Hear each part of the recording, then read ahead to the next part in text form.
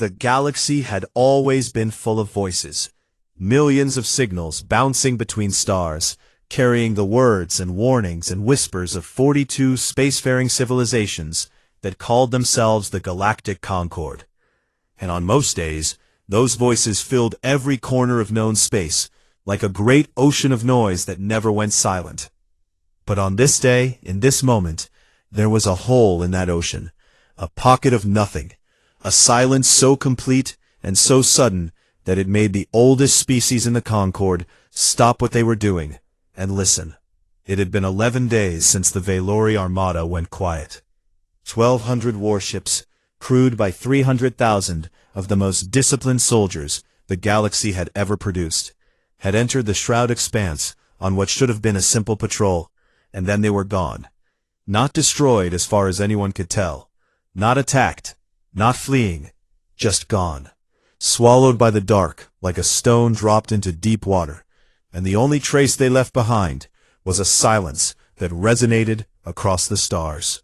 Left behind was a single broken transmission that reached the Concord relay stations as little more than static, wrapped around two words in ancient Valori battle code that translated roughly to "stars dying." No one knew what that meant. High Arbiter Saloon stood at the center of the Concord Council chamber on the station called Nexus Prime, and he felt something he had not felt in over 300 years of life. He felt afraid. And the fear made him angry because Valori did not show fear. They did not beg. And yet here he was standing before representatives of 41 other species and asking them for help. And the words tasted like ash in his mouth. "My fleet is missing," he said, his voice carrying across the vast circular hall where holographic representatives of dozens of species floated in their assigned positions. 1,200 ships and 300,000 souls are somewhere in the shroud expanse, and they are dying. Send a rescue force immediately. The silence that followed was worse than the void itself. The Thinari representative, a tall insectoid creature with compound eyes that reflected the chamber lights like shattered mirrors, was the first to respond, and his answer was careful and measured and utterly useless. The shroud expanse is uncharted territory, and the Thinari Assembly cannot authorize military assets to enter a region with no navigational data, as the risk to our own forces would be unacceptable. The Urvani delegate, a being of living crystal that communicated through harmonic vibrations, calculated the odds aloud. Probability of successful rescue, given current intelligence, is between 4 and 7%, and probability of losing additional ships in the attempt exceeds 60%, so the mathematics do not support intervention. One by one they spoke, and one by one they said no, in 100 different ways dressed up in diplomatic language. Careful logic. And Saloon stood there and listened to all of it, and felt his hope drain away like water through cracked stone.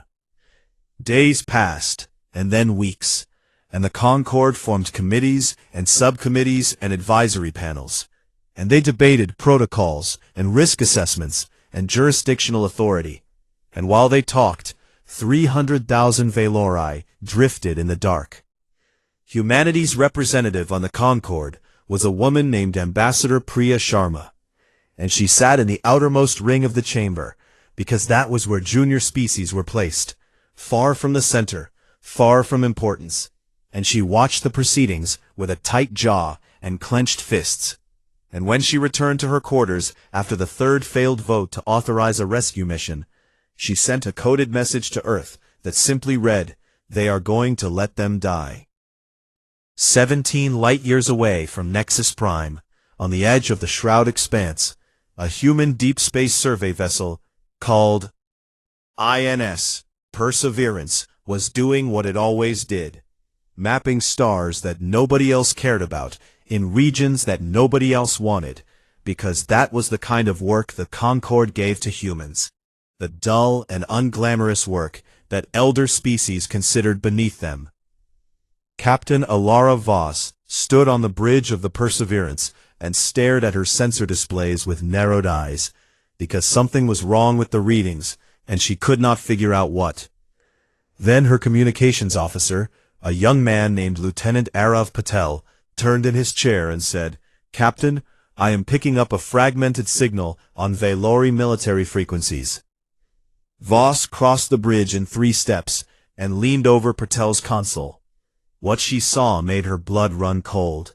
It was weak, barely a whisper against the background radiation of space. But she recognized the encoding because she had served alongside Valori officers 5 years ago during the border skirmishes near the Kefani Rift. Had learned their battle codes out of respect for allies she admired. "Stars dying," she read aloud, and the bridge went quiet. She knew about the missing Armada. Everyone did. It was all anyone in the fleet talked about, and she knew the Concorde had done nothing, and she stood there for a long moment, looking at that faint signal pulsing on the screen like a heartbeat getting weaker. And she made a decision that would change the course of galactic history. "Get me a secure channel to Solcom," she told Patel. "Priority 1, encrypted, directly to Admiral Reyes."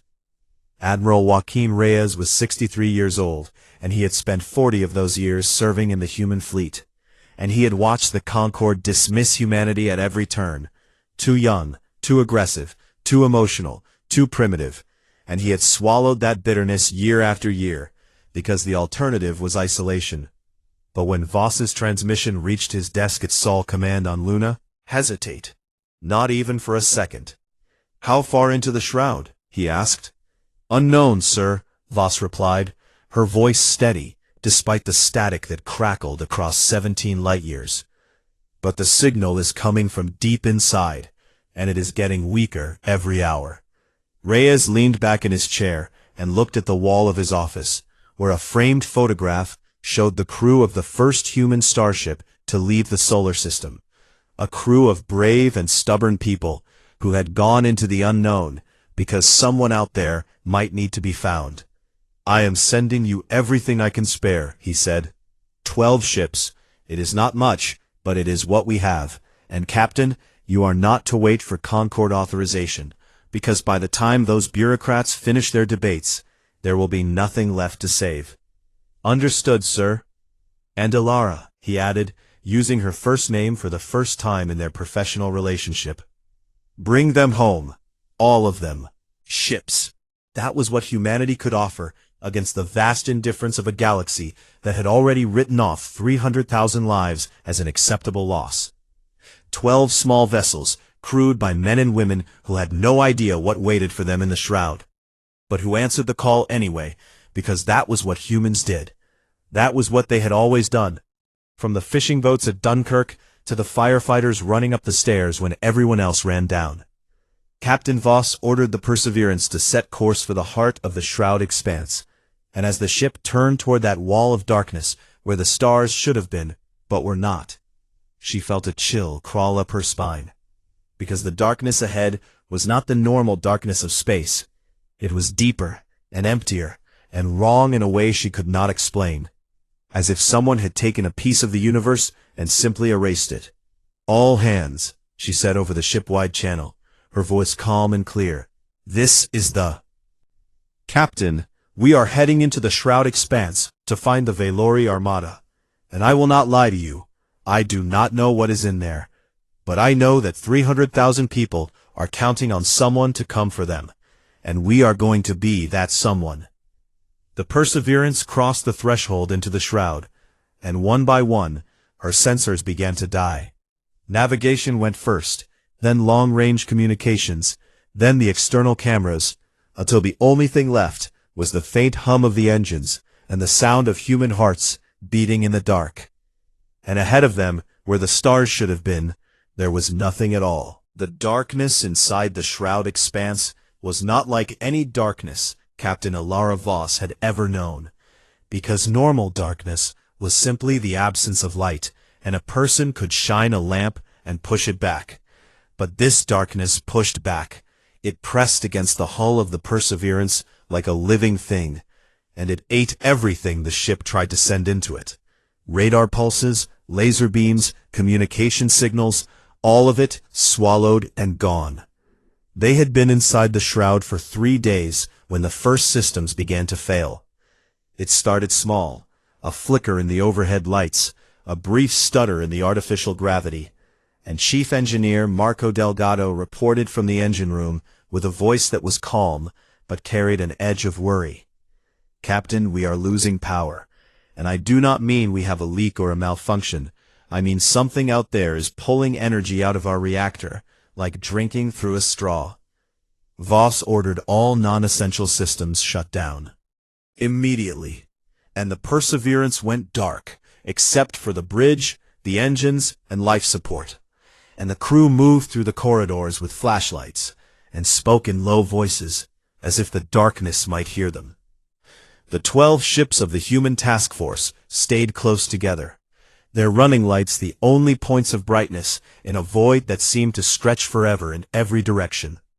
And they pushed deeper into the shroud, because the faint Valerie signal was still there, barely detectable, a ghost of a whisper that said, "We are here, we are still here." On the 5th day, Lieutenant Patel picked up something on the short-range sensors that made him gasp, and when Voss looked at his screen, she felt her stomach drop. Because stretched out before them, filling the darkness like a field of fallen monuments, was the Valerie Armada. 1,200 warships hung motionless in the void, and they were beautiful, even in death. The Valerie built their vessels like works of art. With sweeping crystalline hulls that normally glowed with internal light, elegant and proud and terrible in their grandeur. But now they were dark, every single one of them, dark and cold and drifting without power or purpose, and the sight of it was like finding a great city abandoned overnight, with all its lights turned off, and all its people frozen in place. "Ancestors, have mercy," whispered Commander Raya Chen, the Perseverance's first officer, and nobody corrected her language, because everyone on the bridge was thinking the same thing. Voss opened a channel on the emergency frequency and broadcast a message. "This is Captain Ilara Voss of the human vessel INS Perseverance, calling the Valerie Armada. Does anyone read me?" For a long and terrible moment there was nothing but silence, and then a voice came back, weak and strained, and carrying the unmistakable harmonic accent of the Valerie. "Human vessel, this is Fleet Commander Caliph Dran of the Valerie, 3rd Armada, and I must tell you that if you have come here to die alongside us, then you have made a very poor decision." Despite everything, Voss almost smiled. "Commander Dran, we have come to get you out of here."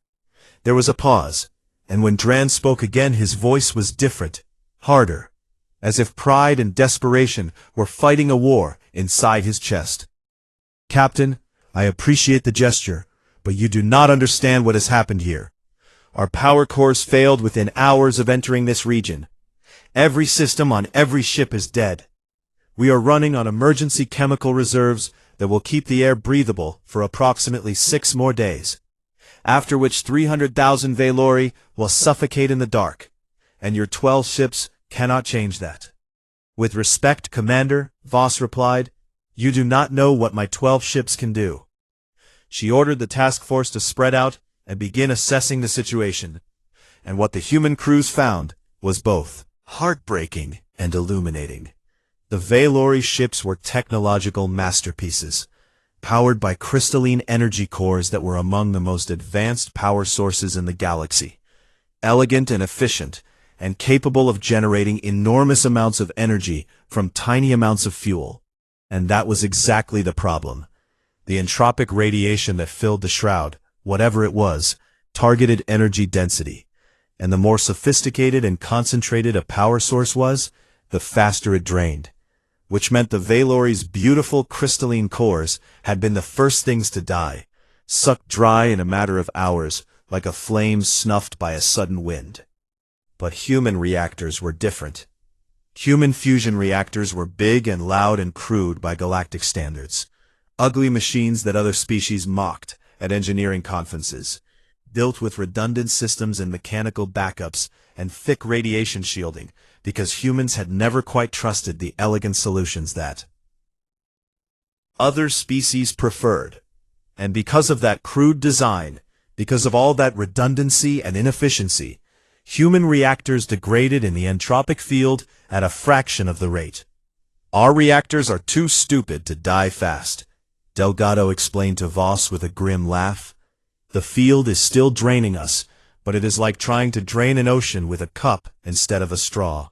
We have time, not a lot, but more than they did. Voss ordered a shuttle to the Valori flagship, and she crossed the gap between ships in a small craft with no windows because there was nothing to see. And when she stepped aboard the Valori vessel, she was struck by how cold it was. The Valori were a warm-blooded species that preferred high temperatures, and without power, the interior of their ships had dropped to near freezing, and she could see her breath forming clouds in the beam of her flashlight.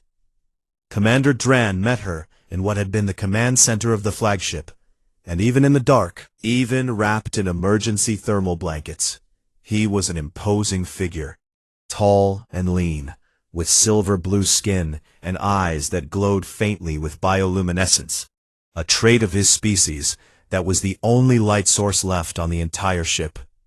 "You should not have come," he told her, and his voice was quiet and heavy with something that Voss recognized as shame. "The Concord will not send help. I have accepted this, and you have doomed your own people by coming here."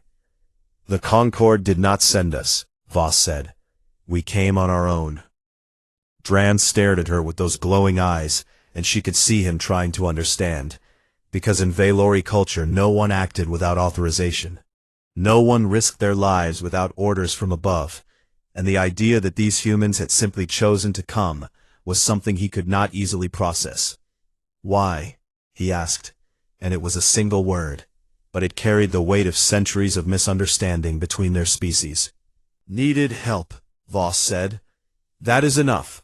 Dran was silent for a long time, and then he told her something that changed everything. The Armada had not stumbled into the shroud by accident. They had been lured, pulled in by a signal that had appeared on their navigation systems, disguised as a Concord emergency beacon. And by the time they realized it was false, they were already too deep, and their power was already failing. "It was a trap," Dran said. "Something in the heart of this place wanted us here, wanted our energy, and it is still feeding." Voss felt a cold weight settle in her chest that had nothing to do with the temperature, and she activated her communicator and sent a message back to Admiral Reyes, on a channel so weak that she was not sure it would ever arrive. "Admiral, we have found the Armada.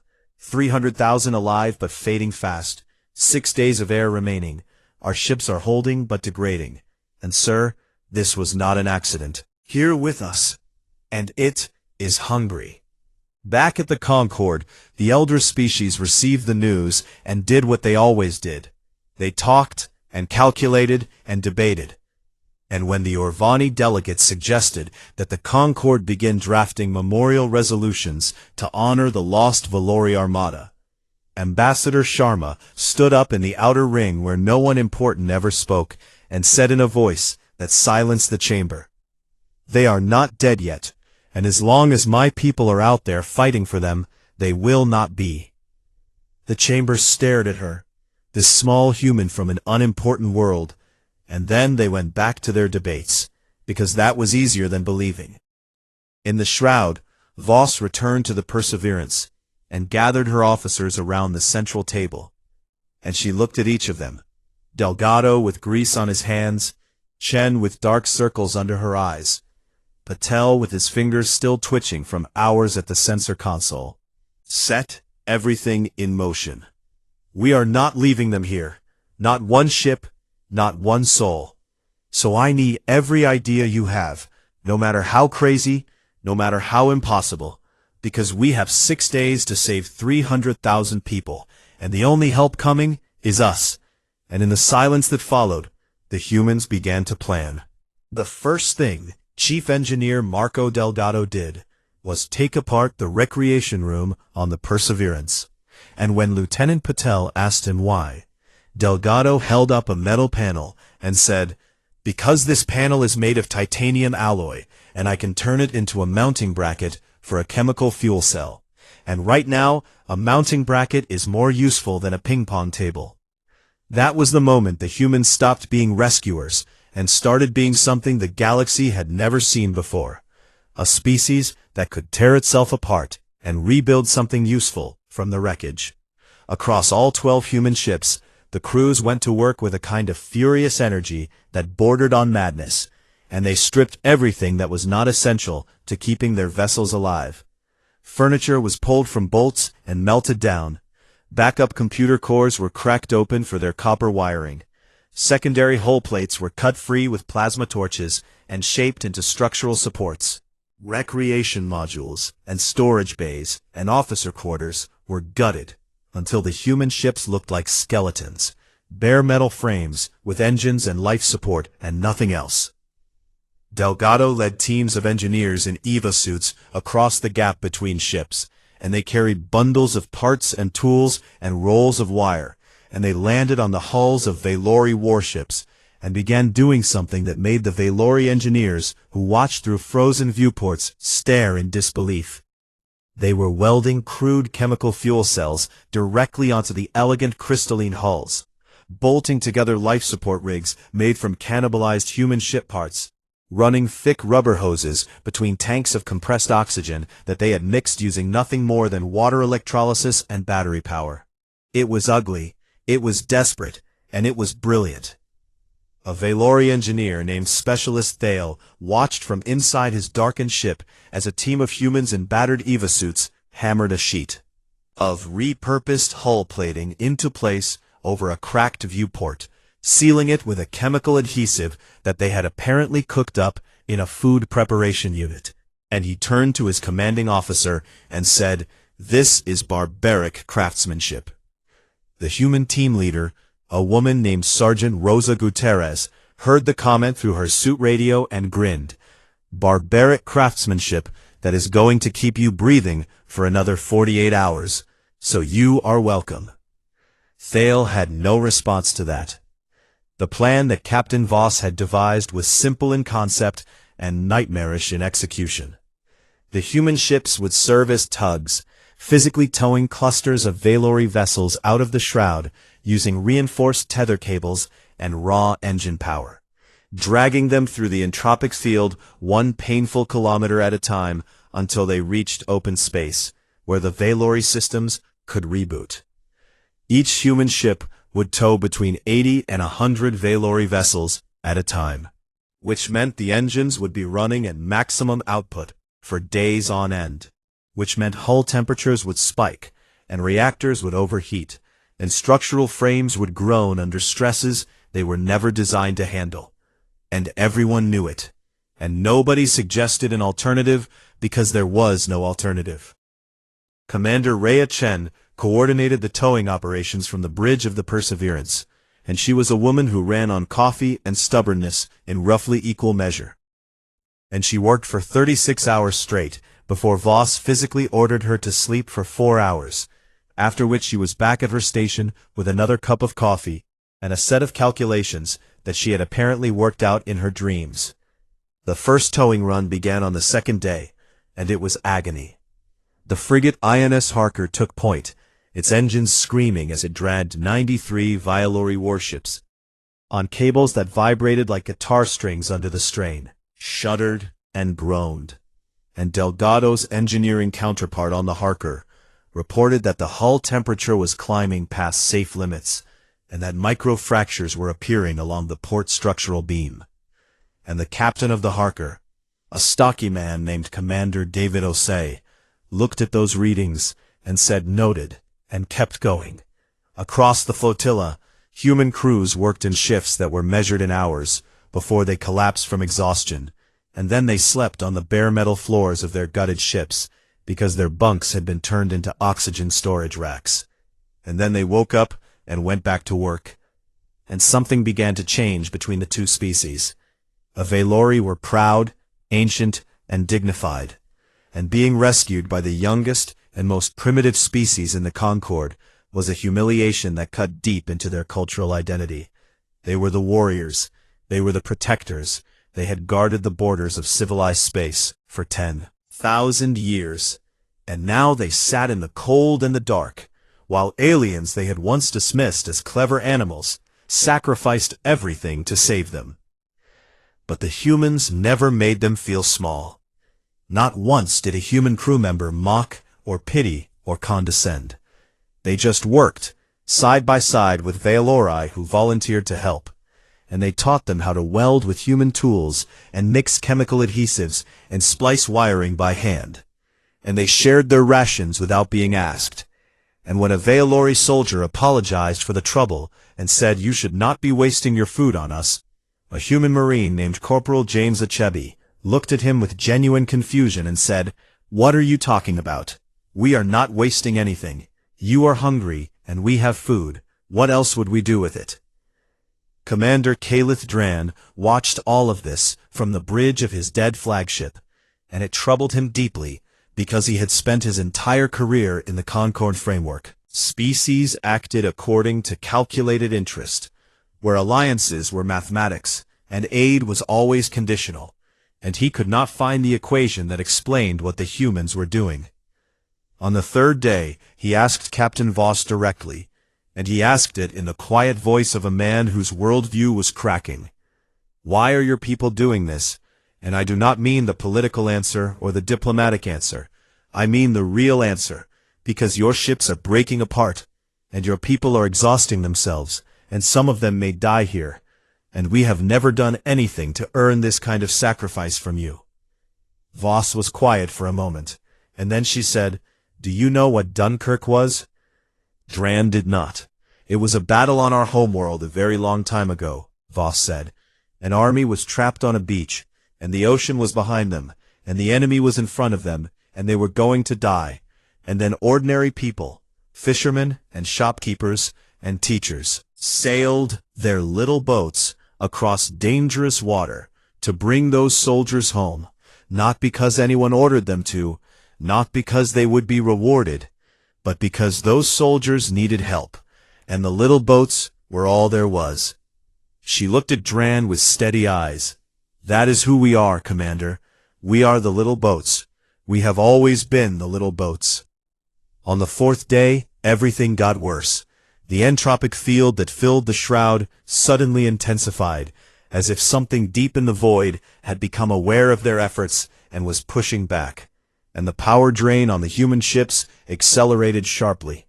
Reactor output across the task force dropped by 30% in 6 hours. And 2 ships, the corvettes INS Gallant and INS Steadfast, lost all power and went dark, their crews forced to evacuate to neighboring vessels in emergency pods. The towing plan was failing, because the human ships no longer had enough power to drag the Valori fleet and fight the entropic drain at the same time, and Voss sat in her chair on the bridge of the Perseverance and stared at the numbers, and knew that at this rate they would all be dead in 3 days, humans and Valori alike, frozen together in the dark. "We cannot tow them all out," Delgado said, and his voice was raw with frustration and fatigue. "Not with the field getting stronger. We are losing this fight, Captain." Voss did not answer immediately, because she was looking at something on the long-range sensor display, a faint reading that kept appearing and disappearing at the very edge of detection, deep in the heart of the shroud, where the entropic radiation was strongest. "Marco," she said slowly, "if we cannot drag them out of the field, what if we kill the field itself?" Delgado looked at her like she had lost her mind, and then he looked at the sensor reading, and then he looked back at her, and she could see the exact moment when the engineer in him caught up with the captain in her pee. "That reading," he said. "There is something out there generating all of this." "Something big," Voss confirmed. "Something artificial." She stood up and addressed the bridge. "Whatever is draining our power is not natural. It is a machine, and machines can be broken. So we are going to find it, and we are going to break it." Dran, who had been listening over the open channel, spoke for the first time in hours. "Captain Voss, if you are suggesting what I think you are suggesting, then I am coming with you." "Commander, your ship has no power." "Then I will walk if I have to," Dran said, And there was something new in his voice, something that sounded less like pride and more like purpose. Your people have bled for mine, and I will not sit here and wait while you fight this battle alone. Voss almost smiled. Then welcome aboard, Commander. Deep in the shroud, where no star had shone for perhaps 1,000,000 years, Ancient felt the vibrations of small engines pushing toward it. And for the first time in a very long age, it paid attention. Captain Voss took 2 ships into the deep, the Perseverance and the frigate INS Defiant, because they were the only vessels with enough reactor power left to make the journey, and everyone who stayed behind knew that the odds of those ships coming back were somewhere between slim and impossible, and nobody said it out loud because saying it would make it real. Commander Dran crossed over to the Perseverance with a squad of 12 Valori soldiers who had volunteered without hesitation, warriors in thermal suits carrying Valori-bladed weapons because their energy rifles were as dead as everything else. And when they stepped aboard the human ship, they entered a vessel that was barely recognizable as a functioning starship. Walls stripped to bare metal, corridors dark except for chemical glow sticks taped to the ceiling, the air cold and thin because life support was running on minimum to save power. Cozy, Dran said, and Sergeant Gutierrez snorted a laugh and handed him a glow stick and a protein bar. They pushed deeper into the shroud, and the darkness became something more than darkness. It became a pressure, a weight, a presence that seemed to lean against the hull and whisper in frequencies that were almost but not quite audible. And the crew moved through the ship in silence, because something about this place demanded silence, as if they were walking through a cathedral built by something that had no concept of mercy. On the second day of the journey, the electronics began to fail completely. Navigation screens went blank, sensor arrays returned nothing but static, and the autopilot shut down with a soft click that sounded unnervingly final. And for a terrible moment, the Perseverance was blind and deaf and drifting in a void where there were no landmarks and no reference points and no way to know which direction was forward. And then Lieutenant Patel did something extraordinary. He opened the emergency viewport on the upper deck, a small reinforced window that nobody ever used because in normal space there was nothing to see that the cameras did not show better. And he pressed his face to the glass and looked out into the dark. And far away, impossibly far, he saw a single faint smear of light. Not a star, something else, something that glowed with a sickly amber radiance, like a dying ember. There, he said, pointing with his finger against the glass. That is where we need to go. Voss stared at him. You are going to navigate by eye? Yes, Captain, Patel said with a steadiness that belied his age. Humans have been navigating by looking at the sky for thousands of years. We used to cross oceans with nothing but the stars and a wooden stick. I think I can manage. Dran, who was standing nearby, looked at the young human with an expression that was difficult to read. You navigate by looking at the stars with your eyes? Old habit, Patel said. Perseverance and the Defiant flew the rest of the way on manual control, guided by a 24-year-old lieutenant, pressing his face to a window and calling out course corrections by degrees, while the helmsman steered with hands on physical controls, and the Valori soldiers watched in something that was halfway between horror and awe. They found the source on the third day. It materialized out of the darkness like a nightmare taking shape, and it was vast, a structure of impossible scale, hundreds of kilometers across, built from a dark metal that seemed to absorb what little light existed and give nothing back. Its surface was covered in patterns that were not quite geometric and not quite organic, spirals and curves and angles that hurt the eyes if you looked at them too long. What is that? Commander Chen breathed. Delgado ran what scans he could on the failing equipment and shook his head. It is old, Captain, and I do not mean old like the Valorior. Old like the Concorde. I mean old like the universe. This thing has been here for millions of years, maybe longer. It was the Devourer. An automated weapon, a stellar parasite, a machine built by a civilization so ancient that no record of them existed anywhere in the known galaxy. A device designed with a single purpose: to lure ships in with false signals, drain their energy, and feed itself. And it had been doing this for eons, consuming fleet after fleet after fleet, from species that rose and fell and were forgotten, while the Devourer endured. Voss understood now why the Valori had been drawn here, why their navigation systems had picked up a false beacon.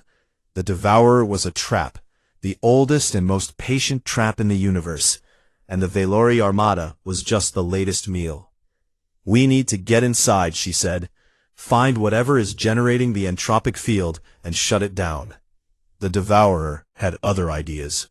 As the two ships approached, the ancient machine came alive. Panels along its surface shifted and opened, and things came out, drones of dark metal that moved with a speed and precision that suggested a technology far beyond anything the Concorde possessed.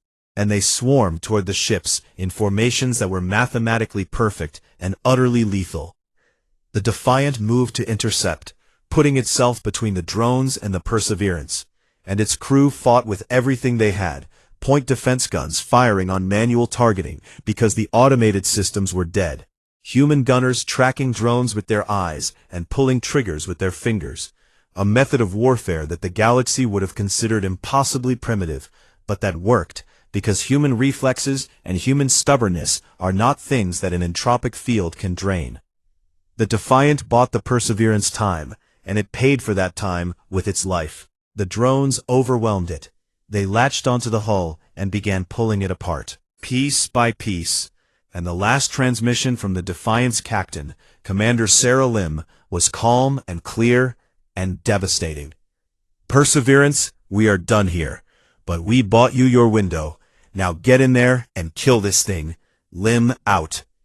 The Defiant broke apart in silence because in the shroud there was no sound, and 87 human souls were gone in an instant, and Voss gripped the armrest of her chair, hard enough to leave dents in the metal, and said nothing for 3 seconds, and then she said, "Get us inside, now."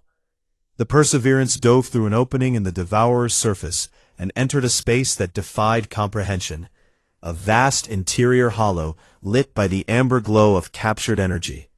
And the walls were lined with the remains of ships, thousands of them, tens of thousands, vessels from species that had no names, hulls of designs that no living being recognized, all drained and discarded and mounted like trophies in a cathedral of death.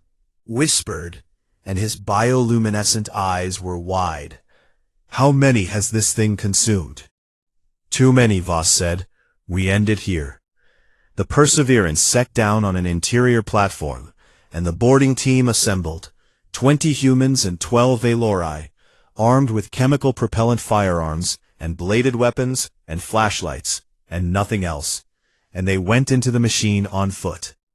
The interior was a maze of corridors and chambers that shifted and changed, and automated defenses activated around every corner, energy tendrils that lashed out from the walls, gravity wells that tried to pull them into the floor, drones that emerged from hidden alcoves, and the humans and Valori fought through all of it, side by side, covering each other, bleeding together.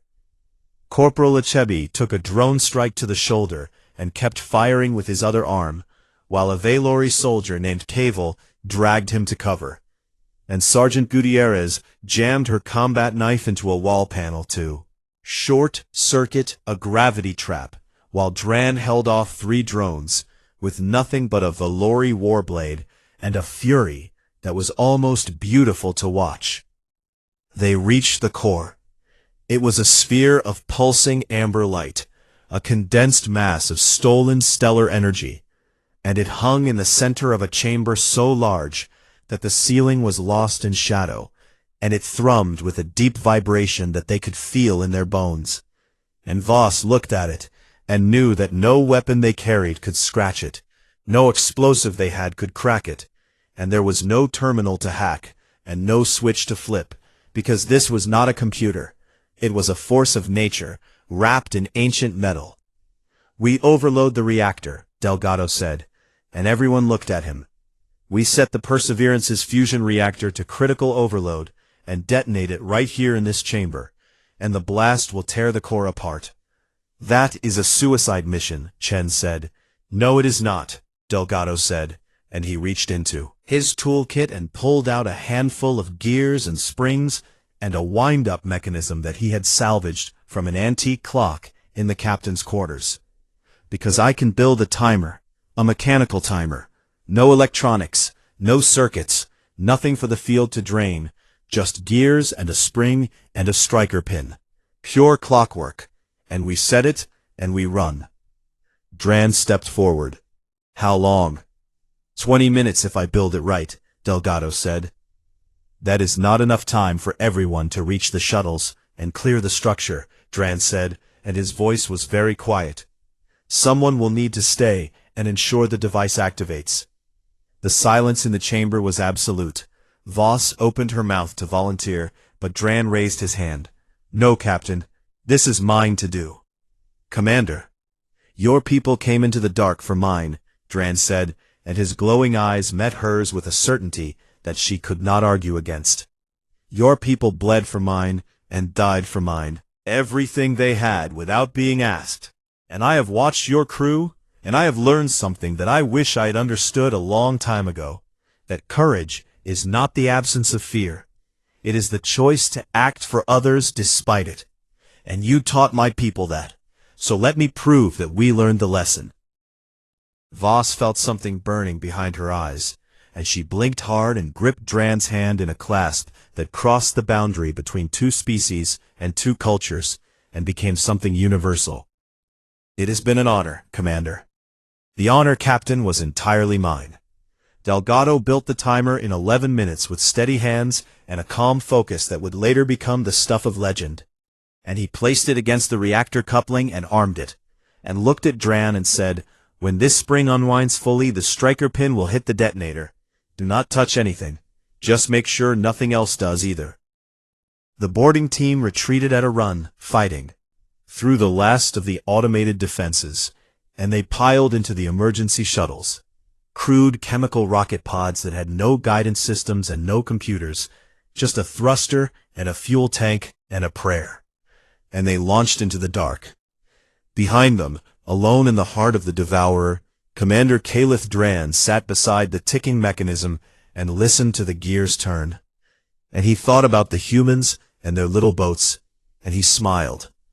The Perseverance's reactor detonated with the force of a small star. The core of the Devourer shattered, and the shockwave tore through the ancient structure like a fist through glass. And the shroud expanse lit up with a light so bright that it was visible from the edge of the region. A flash of pure white fire in a place that had not known light for 1,000,000 years. And across the dead zone, on 1,200 Valori warships, systems that had been dark for weeks began to flicker and hum and glow, one by one. Candles being lit in a long dark hallway, because the entropic field was gone, and the Devourer was dead. And the trap that had consumed civilizations for eons had finally been broken by a clockwork timer, and the courage of those who refused to let the darkness win. The first sign that something had changed was the light. Across the Valori Armada, on ships that had been cold and dark for weeks, tiny points of illumination began to appear. A console flickering to life here, an emergency light blinking on there, and the Valori crews who had been sitting in the dark and waiting to die looked up from their blankets and their prayers and saw the glow of their own systems returning, like blood flowing back into frozen limbs. And for a moment, nobody moved because they were afraid that if they reached for it, the light would disappear. It did not disappear. The crystalline power cores that had been drained by the Devourer began to recharge, slowly at first, and then faster, drawing energy from the ambient starlight that was now able to penetrate the shroud for the first time in eons.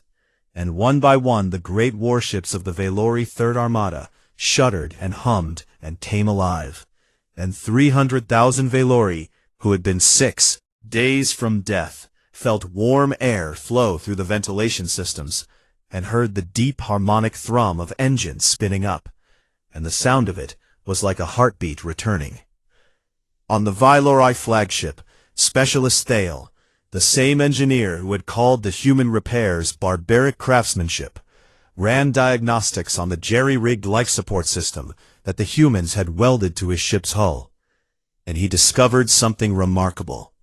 The crude human modifications had not just kept the crew alive during the crisis, they had actually created a secondary power pathway that was now helping the main systems reboot faster. And he stared at his screen for a long time, and then said quietly to no one in particular, perhaps barbaric was not the right word. The surviving human ships were in terrible shape. Of the original 12 vessels, 2 had been lost to total power failure. The Defiant had been destroyed at the Devourer, and the Perseverance had been sacrificed to kill. The Ancient Machine, which left 8 ships, and those 8 were barely functional. Hulls cracked and patched with welding scars, interiors stripped to bare frames, reactors running on fumes, crews exhausted beyond anything the medical manuals had a name for. And yet those 8 ships formed up in a loose escort formation around the Valori Armada and began guiding them toward the edge of the shroud. The journey out took 4 days. During that time, the Valori engineers worked alongside the human crews to repair what could be repaired. And the dynamic between the two species had changed in ways that were difficult to describe but impossible to miss. Valori officers who had never spoken to a human before now worked elbow to elbow with human mechanics, sharing tools and techniques, and conversations that started with technical questions about wiring diagrams turned into something deeper. Stories about families and homeworlds, and the things that kept a person going when the darkness felt infinite. Commander Riot Chen, who had barely slept in 2 weeks and was running on what she later described as pure spite and instant coffee, coordinated the formation from the bridge of the battered corvette INS Resolute. And when a Valori navigation officer contacted her to say that his ship's sensors were picking up clear space ahead, she closed her eyes and let out a breath that she felt like she had been holding since the day they entered the shroud. They emerged from the shroud expanse on a Tuesday by Earth's calendar, and what they found waiting for them was not a rescue fleet. It was an observation fleet. The Concorde had sent ships not to save the Valori, but to document the aftermath, to scan the shroud from a safe distance and record the loss of the Armada for the historical archives. Because as far as the Concorde was concerned, the Valori Third Armada was already dead, and the only thing left to do was write the memorial. Thinari Observation Squadron was the first to detect the emergence, and the report that went back to Nexus Prime was confused and disbelieving. 1,200 Valori warships exiting the Shroud Expanse under their own power, escorted by 8 human vessels in severe distress, all ships showing signs of extensive field modifications and structural damage.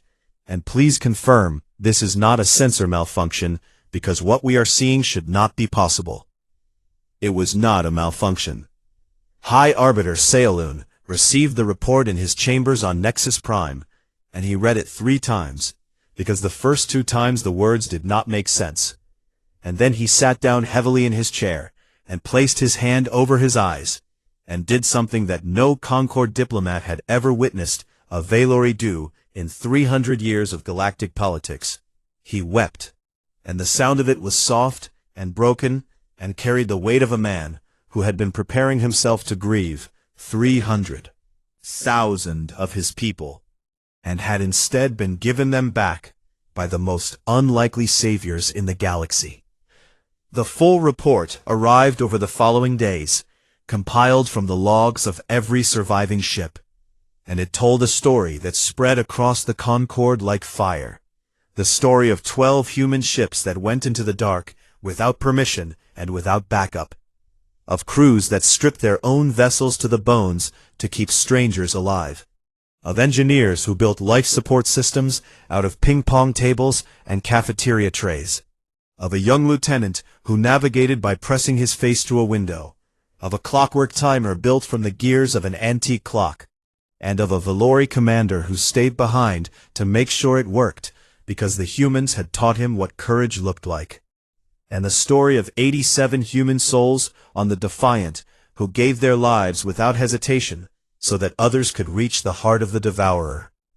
The Concord Grand Assembly was convened in full session for the first time in decades, and the chamber on Nexus Prime was packed with representatives from all 42 member species, and the matter on the table was the formal elevation of humanity from junior associate status to full membership in the Galactic Concord.